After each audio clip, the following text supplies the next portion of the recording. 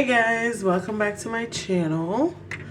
It's your girl Rashika, aka Ro or Mrs. Kelly. Welcome back to my channel. So this video is actually gonna be a little bit more on the, I don't want to say sad side, but it will be a little bit more serious. It is about my experience with uterine fibroids. That's something that a lot of women, especially in the Black community, do not talk about. But there are plenty of women in the Black community who suffer from fibroids, who cannot have kids because they have fibroids, who just has been through a lot of things because of these things that just naturally come with who we are, unfortunately. Or fortunately, however you look at it. So this is just my experience with having uterine fibroids, losing a baby because of it, and just what that experience was like for me. So that's what I'm going to talk about. I'll try to go in as much details as I can. This is something that happened to me a few years ago. It hasn't been that long. So that's what I'll be talking about on today's video. So if you want to hear more about my story, just continue to watch. Hit that subscribe button, make sure you do comment, because what I've realized in my experience, this is something that I had no idea about prior to me experiencing it, and post experiencing it, realizing that there are so many women that I even know personally, women that I know and don't really know, that have gone through these things.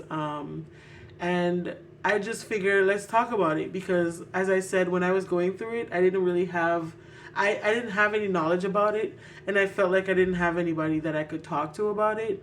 So again, if you're interested, just keep watching, and let's talk about it. Okay, so firstly, let me say,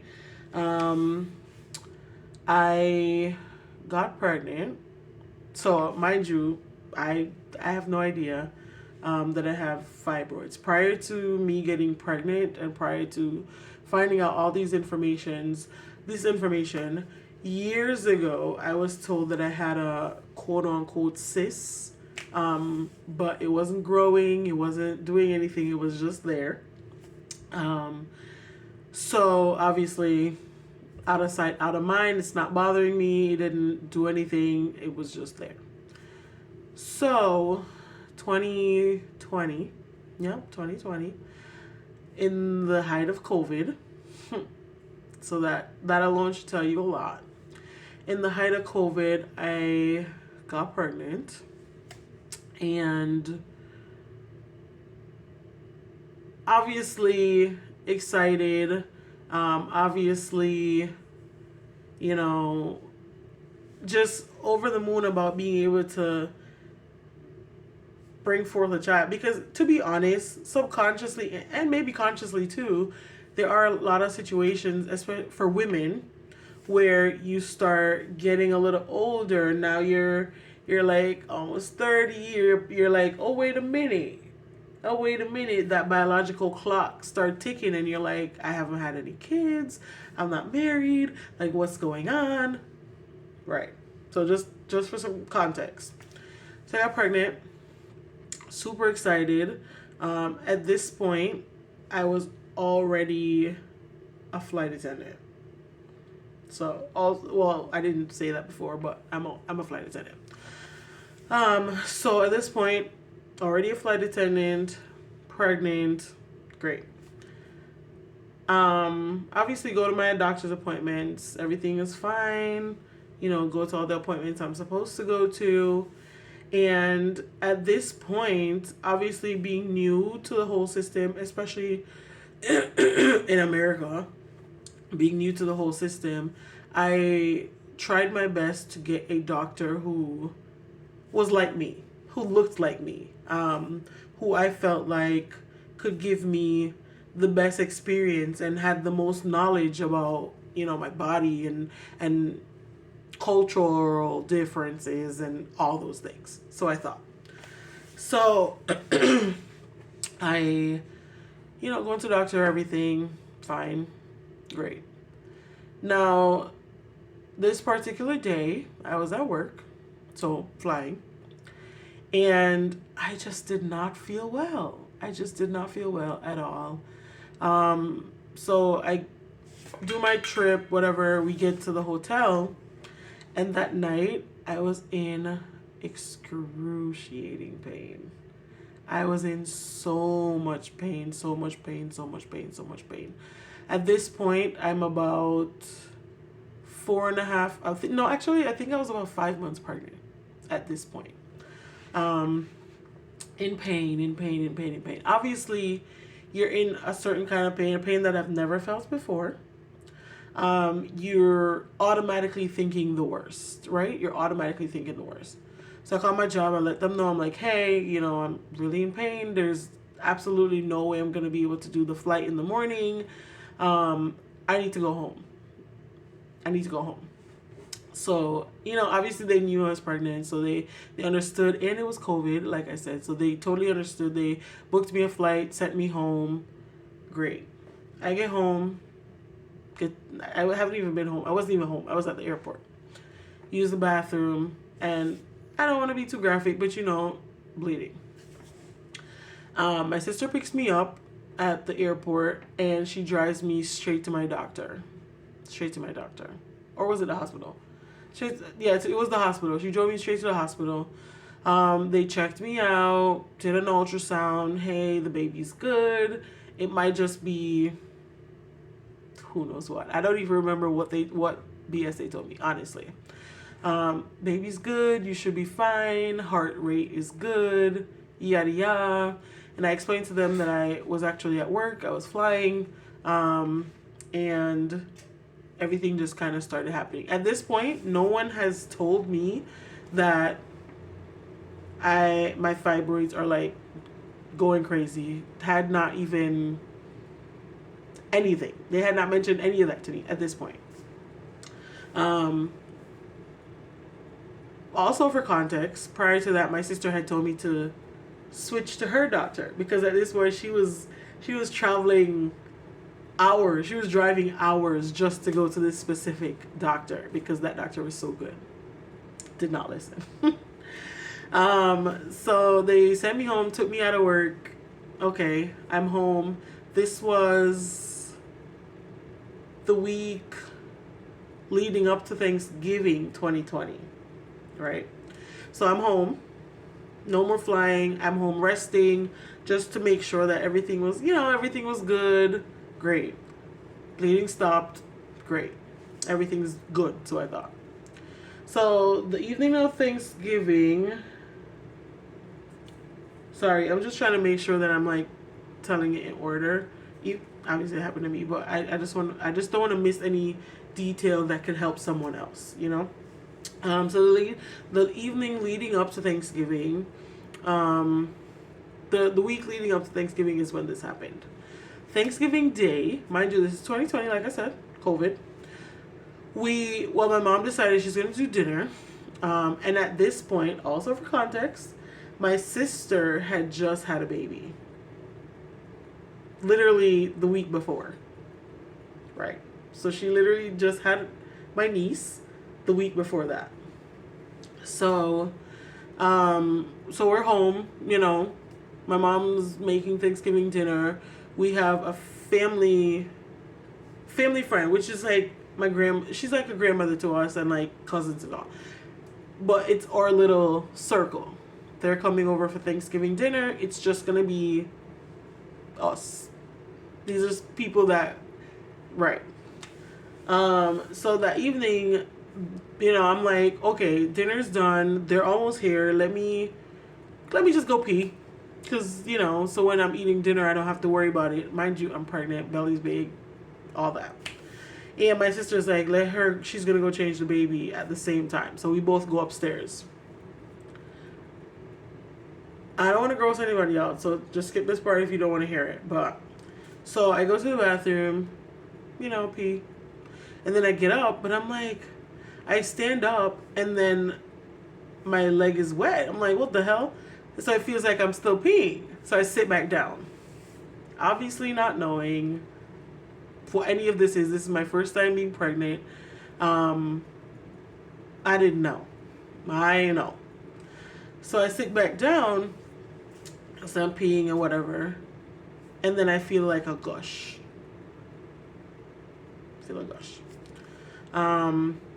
I kind of get up to ease myself up. I'm like, what the heck is that? And I look, and there goes my baby. Yeah. Yeah, there goes my baby. So I called to my sister because the bathroom door was open. I called to my sister who was in the room like across and tell her to call my mom. At this point, my mom had just gone downstairs to open the front door to let our family friends in. She calls to my mom and just tell her like to come upstairs real quick, come to the bathroom, cause whatever. So my mom comes and I explain to her, I'm like, I think I just lost the baby. She's like, what? What do you mean? Like, why would you say that? Why? She's like, how you know? I'm like, because he's in the toilet. And at this point, mind you, I was like 5 months pregnant. I already knew what I was having. I already picked out his name and everything. Super attached. So instantly, my mom works at a hospital. So instantly, she dials 911. Instantly, they're on the phone. Hey, telling her what to do. Asking her questions and all those things. Instantly, as they're like, oh, they're on the way. She starts praying. My mom is a praying mother.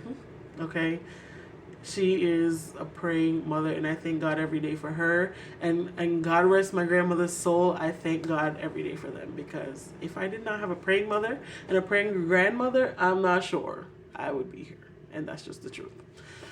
So they call whatever, and I go to the hospital. Now, this specific hospital was connected to the doctor I was going to at the time. Worst experience of my life. Like I said, it's COVID. It's Thanksgiving night, actually. I get to the hospital, and everybody's like, first of all, you know what? I should have thought about it too, because when the ambulance came and got me and, they wrapped up the baby and all those things, asked me where I wanted to go, and I explained to them, this is the hospital I want to go because that's where my doctor, whatever. And the paramedic was like, really? That's where you want to go? But again, I'm not thinking anything of it. I'm just like, okay. That's where my doctor's at. Like, why wouldn't I go there? In hindsight is 2020. So I went there, and I was going to a doctor where it was a few of them. They're on call. So whoever was on call is who would have shown up, which is fine because I had already done like a circulation. So I kind of knew all the different doctors who could potentially deliver my baby. Right. I get there, the doctor, the nurses and stuff are there. They're, explaining to me, hey, we're going to have to cut the umbilical cord because, yes, my baby is still attached to me this entire time. Right. They're explaining to me they're going to have to, cut the umbilical cord, and then I'm going to have to deliver the placenta, all those things. Okay, fine. Cool. Is what it is. Mind you, again, for context, I'm by myself because this is COVID. So they did all of that, and when they had given me the medication to then start the process to deliver the placenta, I explained to them, no, I think I had already delivered the placenta, but I explained to them that I don't feel good. Like, something's not right. Like, I feel like I'm about to pass out. Like, I am about to pass out. The nurse is like, yeah, yeah, that's usually because you just had a baby, like that's normal, da da da da da da, whatever. Guys, next at this point the doctor's there, but all I can remember from right then is her standing at like the end of my bed, like down where my feet are. She's just standing there, and then the nurse are around me, kind of like doing what they're supposed to do. All I can remember after I told the nurse, I'm like, I don't feel good. I think I'm gonna pass out. All I can remember is the beeping. I start hearing the beeping, and then I go black. Like my eyes go black. Everything. Rashika's passed out, and when I wake up, I remember them like all around me, like, hey, wake up. Are you okay? Like, open your eyes. Da da da. Trying to get me to like come back, or I guess they had pushed IV and whatever they had done. Right. She had asked before all of this, she had asked me if I wanted to hold the baby and all that. I'm like, yeah, absolutely. Meanwhile, they were trying to convince me not to do that because, obviously he had passed away and all those things. But I'm like, I've been carrying this is my baby. Like, I've felt him in my belly. Like, don't. Like I said, all I remember is the doctor standing there. She did not do, and pardon my French, she did not do shit. She just stood there. And I kind of get that the nurses, that like that part of it might have been their job and everything, but you're a doctor. Like, I'm confused. Anyways, they send me to recovery. At this point, it was, I don't know, maybe midnight, maybe 1 a.m. My mom, after everything, because she couldn't even come because I was in the emergency room, she could not come in or anything. So after they had wheeled me out, I called her. I'm like, hey, I'm in a room now. So she came and she brought food and whatever. Couldn't really eat, but she brought stuff and whatever. The next day, thinking that the doctor or my doctor or any doctor from that practice would come and see me just to make sure that I was okay, make sure, just to make sure a girl was good. None of that happened. They sent a resident to come and discharge me and I guess write whatever prescription for painkillers or whatever. Nobody said anything else to me. Nobody explained to me what was going to happen to my child. Nobody explained to me what's the process. Like, this is my first time having a kid. This is my first experience of having a kid or any of that. Discharged. At this point, still bleeding. Okay, I go home. Obviously broken is the word I'm going to use. Obviously broken, because here I am, should have still been 5 months pregnant, and now my belly's still a little big, but there's no baby. And then I go home and my sister has my 1-week-old niece, and I'm just like, I'm just never gonna have that. Like, it's crazy. And I mean, to be honest, my niece is who helped me heal, to be completely honest. That little girl is my heart. That little girl is my heart, and that's the truth. So after all of that happened, go home. Obviously, I'm out of work because obviously. And like the next couple of days, I was like hemorrhaging blood. And that's not to gross anybody out. That's not to like, let me just put that out there. This is just my experience. I was hemorrhaging when I tell you, like, not even being funny, like to the point where within like 2, maybe 3 days, I was so weak. I was so weak, I'm telling you. I could barely get up and do anything. I was so weak. And my mom was doing everything. You know, Jamaicans, they got all the remedies, all the herbs, all the. My mom was trying everything. She was feeding me greens, feeding me iron, like everything and anything to help me kind of like build back up and come back.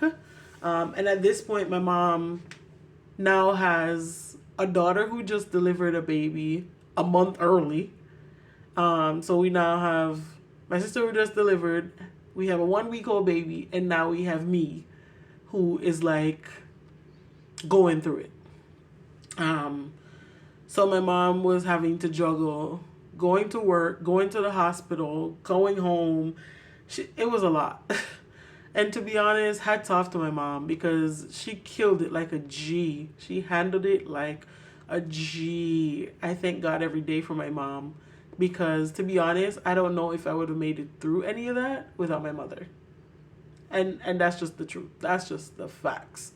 Well, my family in general, but my mom especially is what I'm saying.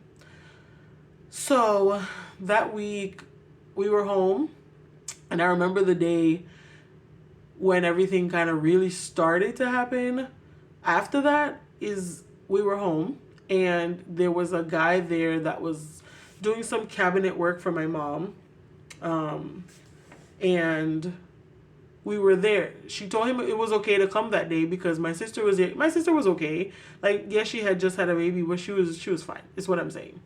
And then I was there, although not 100%. I was there, so it was okay for him to be in the house fixing the cabinets and stuff. And then this was about, I want to say this was probably like after 3-4 o'clock in the evening, in the afternoon. I just was not feeling great. Like, I just was not feeling right. So I called my nurse that I was assigned to, or who was assigned to me, or whatever. The nurse line. So I called the nurse line and I'm like, hey, like, I'm really not feeling well. She's like, okay. So she pulled up my chart. She's like, oh, okay, well, it's kind of normal. Like, you just had a baby, da da da. And I was explaining to her, I'm like, I get that, but I'm just not feeling well. Like, I'm soaking through a lot of, like, I don't even know if I can say certain things on YouTube yet. I'm just gonna say it. I was soaking through a lot of pads, which again, I don't want to gross anybody out. I'm just telling you my experience. I was soaking through a lot within like an hour, within 2 hours. It was a lot. So she told me to get up and walk to the bathroom, stay on the phone, have a phone on speaker so she can hear like my breathing and all that through the phone. So I was explaining to her, I'm like, well, it's going to take me a second because I'm weak. Like, I can barely go. I can barely move. And the bathroom is upstairs. So, or downstairs. But the one upstairs was closer. So I was going to go to the one upstairs. So I stayed on the phone with her, went to the bathroom and everything. She heard, she was listening to my breathing and all those things. And then I walked back downstairs to sit back on the couch. The nurse on the phone literally said to me verbatim, she's like, listen, I'm going to hang up the phone and I need you to call 911 and go to the hospital ASAP, is what she said to me. I'm like, huh? She's like, listen to me. I need you to hang up the phone, call 911, or if someone's there that can take you to the hospital now, I need you to go there now. So I'm like, okay, do I need to, is it okay if I go to a different hospital? Do I have to come back to that? She's like, listen, to be honest, go to the other hospital. And I was like, shoot. So I told my sister was sitting right there with in the other couch with the baby. So I told her, I'm like, the nurse on the phone said I need to go to the hospital like now. So my sister, she called my mom. My mom was at work. She called my mom. Mind you, she had probably just gotten to work because she was working 3 to 11. She had been at work maybe an hour, maybe hour and a half, 2 hours. My sister calls her and tells her like, hey, Rashika not doing good. And the nurse says she needs to go to the hospital like now. So my mom is like, all right, she gonna talk to her supervisor. She's gonna leave work at 7, and she was asking me if I think I can hold on, if I think I'll be okay till she leaves work at 7, to just like get myself together, for my sister to like maybe grab me some clothes, some underwear and stuff, put on some shoes, and just be ready. So when she comes, she just grab me and we go. Again, COVID. Okay. So my mom comes to the house, picks me up, drives me to the hospital, to the bigger hospital, the city hospital, if that makes sense. We get there, she drops me off at the emergency room, wheelchair. They wheel me in, to, I don't know what they call that, triage or whatever, where they take your information and all those things. And when I tell you, I'm sitting there and I am like, I cannot hold up. The lady is talking to me and I'm like, because at this point, I was so weak. I had no energy. I couldn't even stay awake. Like, I could not even stay awake. And they realized, like, So I explained to her, I'm like, hey, obviously as best as I could, I'm like, well, I just had a baby, da-da-da-da-da-da. And how our state does things now is whenever you go to one hospital, there's like a general database that has all the information. So by the time I told her my name, my date of birth, and everything, she was able to actually pull up a lot of the information from the other hospital. Just so that they knew what medication I had taken and all those things. Wheel me up. Doctor came and they did an ultrasound, checked everything out. At this point, gone to the bathroom, all these things. And they're like, there's something terribly wrong, because at this point, there's still placenta. Mind you, I should have delivered the entire placenta at the first hospital. That did not happen. No one said anything to me about it. They just sent me home. I never delivered the entire placenta. It was still inside of me and now infected. My doctor at the new hospital literally said to me, had I stayed home tonight and slept through the night, I more than likely would not have woken up. Now let that sink in. Had I gone to bed that night, and I think this was like the 1st of December or like the last day of November or something. She literally said to me, had I gone to bed that night, I would not have woken up, because one, I had lost so much blood that my body just could not. Like, my iron was so low. I think my blood count was like 4 or something. It was like some really low number. She was pretty much like, you just would not have woken up. And she was so frank. She was so honest about everything. She explained everything to me. And then she explained like the procedure that I would need to do. When I tell you that lady, God bless that lady. God bless that doctor. Okay, God bless her. She explained everything to me. She's like, listen, you're going to have to go in surgery. Like, the earliest time they had, I think, was like 7 a.m. the next day. She was like, we're going to wheel you into surgery. You're going to have to, do what you got to do. Mind you, I'm by myself. Because, again, this is COVID. I'm by myself. So now, not only did I just go through that whole ordeal of losing a baby, now I'm about to do my first major surgery in my entire life. Full anesthesia, knocked out, sleep, no idea what's going on. Full anesthesia for the first time in my life by myself. And let me just throw it in there, in the midst of all of this. Yes, you guys might be asking yourself, where is the father of the child? Guys, non-existent, nowhere to be found. As a matter of fact, calls I don't answer, and is arguing with the fact that I'm in the hospital. He calls and I'm not answering. Just to give you context. So, null and void, non-existent, not in the picture, pretty much. In the picture, but not in the picture. Right. So the next morning I go into surgery. Everything went great. They did the DNC. For you, those of you who don't know, that's the procedure that you would do to kind of flush everything out. Do my DNC, go to recovery. They call my mom. Hey, she's out of surgery. Everything went well. She's doing great. They send me to labor and delivery to do the recovery, because that's a procedure that you would do. Right. So my mom comes, just once again, just praying, just covering me, just everything. And amazing staff. And the follow-up to all of that is that lady, that doctor, is associated with my now doctor, which I didn't even know.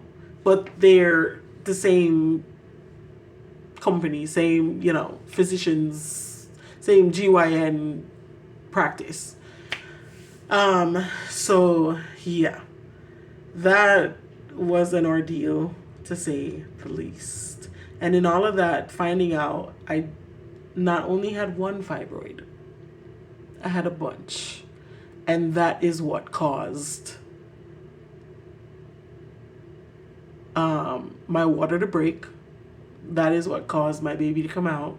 Because for those of you who don't know, fibroids are cysts, I guess, that African American women, brown women get.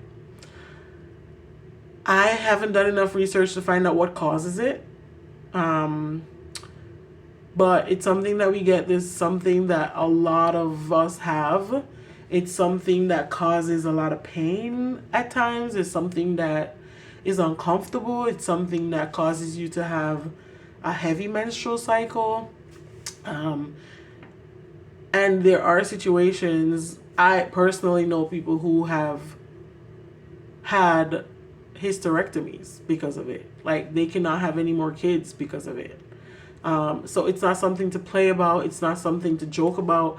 And to be honest, I'm very much an advocate of getting checked out. Just get checked out. Just be aware of what's going on with your body. Our bodies are very complex. Our bodies, they do what they want to do, to be honest. But it's better to know than to find out in a situation like I did. It's better to know. So yeah, that was my experience. And I mean, I would not wish that on anyone at all.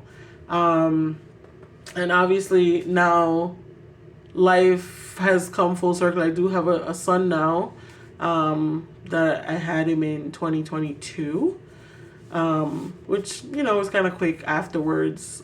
But it's also one of those things where you feel inadequate. To be honest, like, after losing a baby, you feel so inadequate. You just feel like, am I not built to do the thing that my body is supposed to do? Do I not have the tools? Have I not been eating enough greens? Have I not been exercising enough? Have I not been drinking enough water? What did I do so bad that this is what's happening to me? And that was just my mental state, and I'm be honest with you, that's what I was thinking. But everything happens for a reason. I've moved past it at this point. Obviously, sometimes thinking about it, it's hard. I have moved past it at this point. I have grieved. And I did go through the process of doing, not a funeral, but I did go through the process of cremating my son, and doing that whole thing. He has his death certificate, because again, he had a name and everything already. Everybody grieves different. that was just my process. And again, I just would not wish that on anyone at all. Let me just make sure I have everything that yeah. So, and then even, so I guess I didn't really touch on like surgery and recovery after that. Guys, it was not fun. It was hard. It was so hard. Like, I could not even go to the restroom on my own. Like, I could not. I was in so much pain. Like, I just could not. Like, thank God for my mom and my sister. And thank God for my niece being born when she was born. Because God knew I was going to need my little angel. He knew I was going to need that little girl to help me recover, to be honest. So, and like I said, nothing happens before it's time. Everything happens the way it's supposed to. I'm a firm believer in God, and I'm a firm believer in the fact that God does not give us more than we can handle. Yeah, but that's just a little snippet of my story. There is more to it, which eventually over time we'll kind of, dabble in and out and kind of discuss those things. If you guys have questions about anything that happened, feel free to comment and just let me know. Yeah, just anything at all you just want to ask, anything at all, just reach out. I don't have any problem answering questions. I do not.